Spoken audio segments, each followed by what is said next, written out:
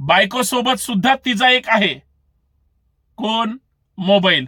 आणि नवऱ्यासोबत सुद्धा त्याचा एक आहे, कोण? मोबाईल.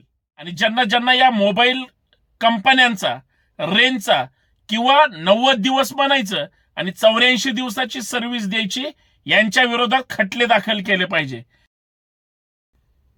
तुम्हाला एअरटेल फसवतंय, तुम्हाला जिओ फसवतंय, तुम्हाला VI फसवतंय, तुम्हाला कधी कधी BSNL सुद्धा रेंजच्या बाबतीत मिस कॉल देतं, कॉल ड्रॉप होतात.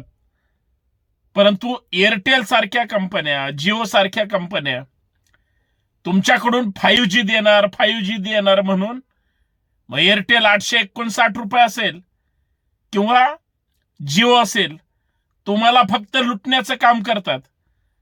मोबाईल फक्त समोर धरा आणि एकदा बघा मोबाईलवर 5G त्या मोबाईलमध्ये किती वेळा तो शब्द राहतोय, रेंजचा तर सोडा. 4G पेक्षा दलिंदर त्या ठिकाणी सर्व्हिस दिली जाते आणि ग्राहकांना मात्र लुटलं जातं. तुम्ही जास्त पैसे घेताय ना, 500 रुपये होतं, टप्प्याटप्प्याने तुम्ही आता 800 850 रुपयापर्यंत आले, 1000 रुपये करा. मग लोकांना पैसे घेताय ना, तर मग चांगली सर्व्हिस द्या. म्हणजे तुमच्या पोरांची लग्न करायची म्हणून अख्ख्या देशवासियांकडून पैसा लुटणार का? लाजा वाटल्या पाहिजेत कंपनीवाल्यांना. एअरटेलवाल्यांनो किती लुटणार? माझ्याकडे एवढ्या तक्रारी येत आहेत कारण मी सोशल मीडियावर बोलतो म्हणून.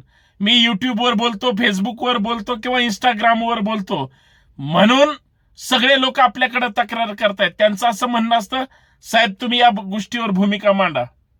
मी मांडणारच ना. जर 859 रुपयामध्ये 5G देणार आहे म्हणून जर कंपनी जाहिरात करत असेल आणि कंपनी जर मूर्खात काढत असेल, जनतेला चिवत्या ठरवत असेल आणि जनता जनार्दन सुद्धा जो काही त्रास आहे गपचूप सहन करत असेल, मग बोलायचं नाही तर काय करायचंय? मित्रांनो, याच मुद्द्यावर चर्चा करायची आहे. मुद्दा हा फार महत्वाचा आहे. तुमच्या घरातल्या सदस्यांपेक्षा तुम्ही तुमच्या मोबाईलला सगळ्यात मोठी जागा, किंमत आणि रिस्पेक्ट दिलेला आहे. त्याच्यामुळे मोबाईल शिवाय तुम्ही जगू शकणार नाही.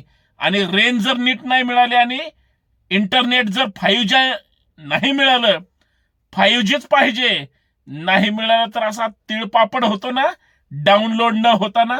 कारण त्यावेळेस महत्वाचं काम सुरू असतं, महत्वाचा व्हिडिओ बघायला सुरू असतं किंवा महत्वाचा व्हिडिओ सेंड करायचा कार्यक्रम चालू असतो. आणि साला हे एअरटेल किंवा जे काही आपल्या सर्व्हिस आहेत एकदम बोगसपणा करतात, लुटतात तुम्हाला. त्यावेळेस तुम्ही तुमच्या घरातल्या लोकांवर चिडचिड करता. मला माहितीये, लाभार्थी आपण सगळे. याच मुद्द्यावर चर्चा करायचे म्हणून मी तुमच्या सोबत बोलतोय. मित्रांनो नमस्कार, जय जिजाऊ. कसे आहात? मजेत असाल ही अपेक्षा. आणि जर त्रास सहन करून घेत असाल, किती दिवस गप्प राहणार? कधीतरी बोलणार आहात की नाही? आणि कायद्याने, संविधानाने आपल्याला अधिकार दिलाय त्रास सहन करण्यापेक्षा कायदेशीर मार्ग त्या ठिकाणी अवलंबवायचा. आणि याच मुद्द्यावर चर्चा करायची म्हणून विनंती एवढीच आहे, व्हिडिओ शेवटपर्यंत पहा, जास्तीत जास्त शेअर करा. जे जे मोबाईल वापरतात आणि जे जे जिवंत विचारांची आणि खुल्या विचारांची माणसं आहेत त्यांच्यापर्यंत हा व्हिडिओ पोहोचला पाहिजे. मित्रांनो, तुम्ही, आम्ही, आपण सगळेजण कुटुंबाशी निगडीत असणारी माणसं आहे. आई वडील, बायको, मुलं, कुटुंबातले सदस्य यांच्या सोबत राहतो. पूर्वी आपण सगळे एकत्र असायचो. म्हणजे लहान लहान मुलं असताना आपण एकत्र खेळायचो, अभ्यास एकत्र करायचो, शाळा एकत्र शिकायचो, महाविद्यालय असेल किंवा नंतर जे काही पोस्ट ग्रॅज्युएशन, आजपर्यंत तुम्ही मरेपर्यंत कितीही शिक्षण घेतलं तरी ते कमी पडेल. पण ते आपण एकत्र मिळून समूहाने घेत असतो. डिग्री जरी स्वतःला मिळत असेल तरी ती डिग्री सगळ्यांच्या सोबत मिळते. कुटुंबातलं सुद्धा तसंच आहे. कुटुंब सुद्धा एकत्र आहेत, एकत्र राहिलेत, एकत्र ठेवण्याचं काम सुद्धा तुमचं आमचं आहे. पण ही मोबाईल नावाची जमात आली. ज्याचं लग्न झालंय तो बायको सोबत दिवसभर जरी नसला तरी संध्याकाळी 4 गुजगोष्टी करण्यासाठी किंवा संध्याकाळी तो बायको सोबत असतो म्हणजे असतो. ती गोष्ट आता राहिली का हो? बायको सोबत सुद्धा तिचा एक आहे, कोण? मोबाईल. आणि नवऱ्यासोबत सुद्धा त्याचा एक आहे, कोण? मोबाईल. मोबाईल शिवाय नवरा बायको, आई वडील, भाऊ बहीण, मुलं, तुम्ही आम्ही कुणीच जगू शकत नाही. साधा नवरा म्हणून माझा मोबाईल बायकोनी पाहिला तरी थरका फुटतो. का? आम्ही आमच्याशी तेवढे प्रामाणिक नाहीये. बायकोचं सुद्धा तसंच असतं. पण बायको सगळ्या कुटुंबाचा गाडा चालवते, म्हणून तिचं तुमच्यावर, माझ्यावर, आपल्या सगळ्यांवर बारीक लक्ष असतं. आज आम्ही बायकोला साधा मोबाईल वाजला तर बायकोपासून लगेच लांब जातो. का? बायको जवळ असताना रेंज येत नाही का? पण बायको समोर ती चर्चा करायची नसते, म्हणून आपण दूर जातो. आपण दूर जाता जाता इतकं दूर गेलो की आपल्याला जवळच्या माणसासोबत रेंज येत नाही. झोपताना सुद्धा एका बेडवर सुद्धा वेगळीकडे तोंड असतात. खरंय की नाही? तुम्ही नवरा बायको जर फिरायला चालले, फक्त चेक करा.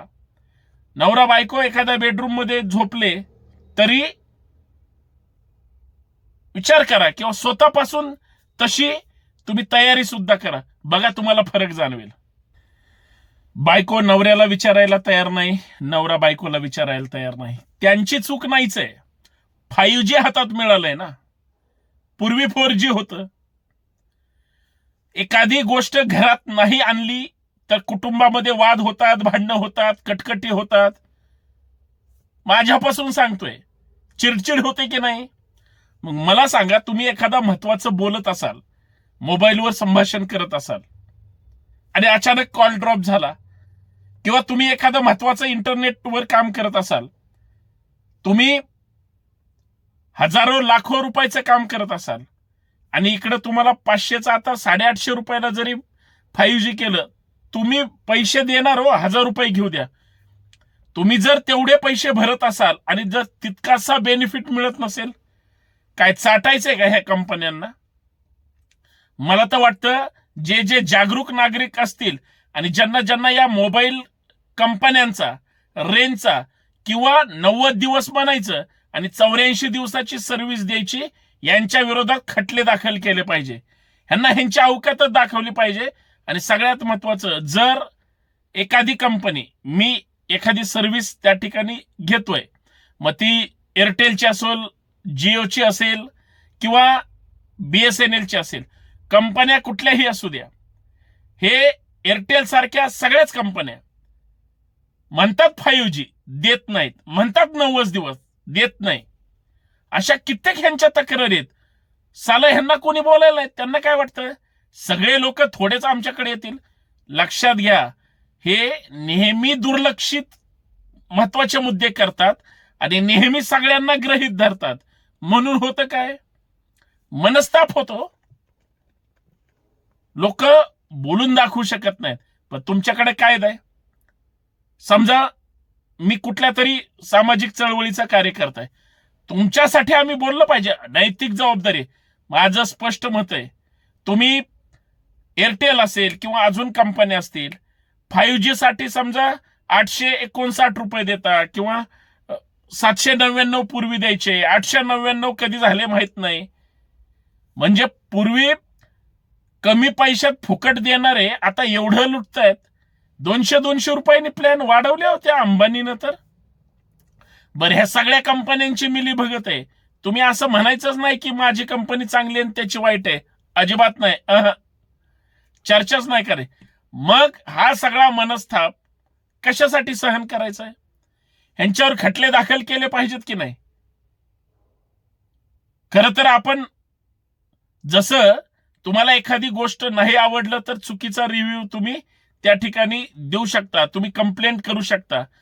तुम्हाला जर आता तुमचा मोबाईल त्रास देत असेल, 5G मिळत नसेल, पैसे घालवले ना, पैसे दिल्याशिवाय तर ते काय साहजिक आहे, तुम्हाला सेवा देणारच नाहीत. पहिलं पैसे घेतात, मग सेवा देतात. इतर ठिकाणी आपण वस्तू घेतो आणि मग पैसा देतो. घरातच राहतो ना आपण. आज याच मोबाईलमुळे आमचा संवाद कमी झालाय. याच मोबाईलमुळे वेगळ्या वेगळ्या इंटरनेट सारख्या जगतामध्ये आता एवढ्या गेम आल्यात की मुलं परवा पिंपरी चिंचवडची घटना तुमच्या डोळ्यासमोरच आहे. 11व्या मजल्यावर मुलांना उडी खाल्ली का? त्याला ते टार्गेट दिलं होतं. अरे टार्गेट जीव देण्यासाठी दिलं चाललंय. बायको सुद्धा समोरासमोर नवरा बायको बसलेले असतात, मेसेज पाठवते जेवणार का, तो म्हणतो काय भाजी केली, लगेच ही म्हणते भेंडीची केली, तो म्हणतो नाही चालणार दुसरं कर, ती म्हणते बस उपाशी. हा तिथंच खुर्चीवर झोपतो मोबाईल बघत बघत. अवस्था झाली. आम्ही आहोत कुठं? आम्हाला रागच यायला तयार नाही. मग भांडणं होतात. गुड नाईट सुद्धा तोंडासमोर तोंड असताना सुद्धा म्हणत नाही, मोबाईलवर गुड नाईट पिल्लू, स्वीट ड्रीम्स. संपला विषय.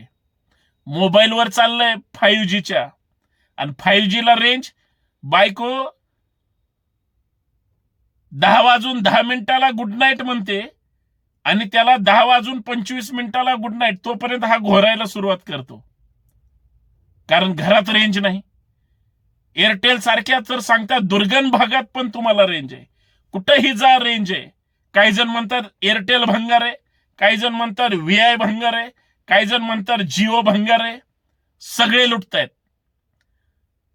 म्हणजे सगळे फक्त फसवायला, टोप्या घालायला, चिवत्यात काढायला जर असतील, कदाचित माझे शब्द झोमतील. मला सांगा तुमचा अधिकार आहे की नाही तुम्हाला त्याच्यावर बोट ठेवायचा? नक्कीच आहे.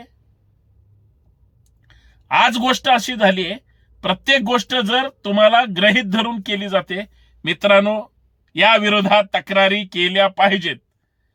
तुम्हाला जर मोबाईल नेटवर्कचा प्रॉब्लेम येत असेल, तुम्हाला जर तुमचा 5G मिळत नसेल, तुम्हाला जर तुमच्या भागात रेंज मिळत नसेल, तुम्हाला जर तुमचा मोबाईल सारखा कॉल ड्रॉप होत असेल, तुम्हाला जर तुमचा मोबाईल सतत आउट ऑफ रेंज दाखवत असेल, तुम्हाला जर तुमचा मोबाईल, मी तुम्हाला फोन केला आणि तुमचा मोबाईल लागत नसेल, तर या सगळ्यांची तक्रार करणं गरजेचं आहे. या सगळ्यांना धडा शिकवणं गरजेचं आहे. आणि हे प्रश्न मिटवण्यासाठी, ह्या कंपन्यांना त्यांची जागा दाखवण्यासाठी आपण सामाजिक चळवळीतले कार्यकर्ते ह्यांना ठरवून आहे ना, नांगरा सगट त्या ठिकाणी ते बाकीच्या गोष्टी तुम्हाला माहिती आहेत. तुम्ही ह्यांना धडा शिकवल्याशिवाय पर्याय नाही. त्यासाठी काय करावं लागेल? तुम्ही आम्ही एकत्र यावं लागेल, कमेंट करावी लागेल, चर्चा करावी लागेल, आपण बोललं पाहिजे आणि या विरोधात काहीतरी लढा लढवला पाहिजे. अन्यथा तुम्हाला फक्त गृहीत धरलं जाईल.